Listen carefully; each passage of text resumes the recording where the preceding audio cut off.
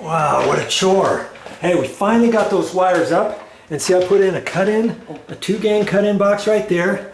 And I fished the wire up here. See, I had to cut this hole opening up. I had to cut the ceiling out because we had to drill a hole up there to get the wire up through there. We had to cut the ceiling too. And see, I even had to put a patch right up there. Here's another patch I had to put because I had to inspect up there and see what was going on. And then I had to put one up there even to fish the wire through the wall and everything and get it up there because there was no attic. That's the type of stuff you have to do. And see, I took the pancake box, okay, and I lined it up just right. And it's lined up like that, so I've got the screws to screw up in there, and the wire's gonna come out, see, right up like that. And that was the ceiling rafter right there, and that's where that's gonna go. And I figured all that out, and I looked through the window, and I went on the outside to see where the rafter tails were, and I measured over and got that figured out. And you can also, if you have a stud finder, something like this, okay, you can find the studs in the wall and all that kind of stuff. And you know, when you cut the holes out, if you have a Sawzall and say, oh, I'm just going to use a Sawzall and cut that out, don't do that. I used a saw. Where is it? Here it is.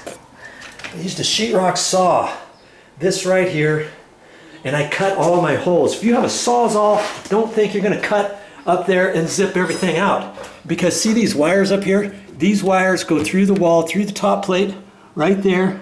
So they go up there and come across. Now, you see how close the wires were right here. When I cut this, had I have used the Sawzall, I could have chopped one of these wires, nicked one of these wires.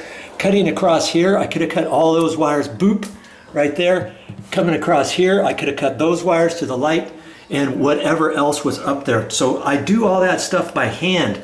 And when I cut these inspection holes and you know, for routing the wires and stuff, I always come away from the inside corner. I don't take it all the way off to the inside corner because then I have to do the inside tape too. If I cut this out, so I measured over about 2 inches, 2.5 inches, then cut my hole before the next ceiling joist. And then I can put backing in here. This is 1x4 pine backing. And I just held it up there, screwed it in with sheetrock screws. And then I can put my same pieces of sheetrock up. All the patches I took out, I did it strategically, and all the patches are the same pieces that fit right up in there. And sometimes you get lucky doing it that way, okay? And so I've got a few more pieces of backing to put in, and then I'm ready to start putting my webbing tape up already. Yeah. Now I don't remember if you saw it or not, but this was 12 gauge wire, and I knew that because the breakers in the panel were 20 amp breakers. Anytime you see a breaker that has 20 amps on it, let's show you here. Okay, see all the breakers here? Those say 20 on them, right? See? Now if you see some with 15 amps, and if you turn off a breaker to run some wires and it's 15 amps, then you know it's a 14 gauge wire, which is smaller wire. But we used a 12-2 with ground, and we didn't even have to check any of this stuff out before because we knew it was a 20 amp breaker.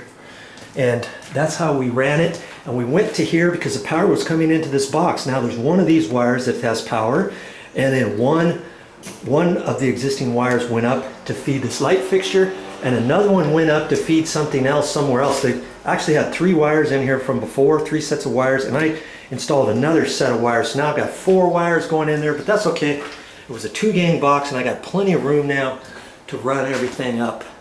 All right, now time to get my backing on up. Well, that's all I got for this time, but I'll be back with more videos.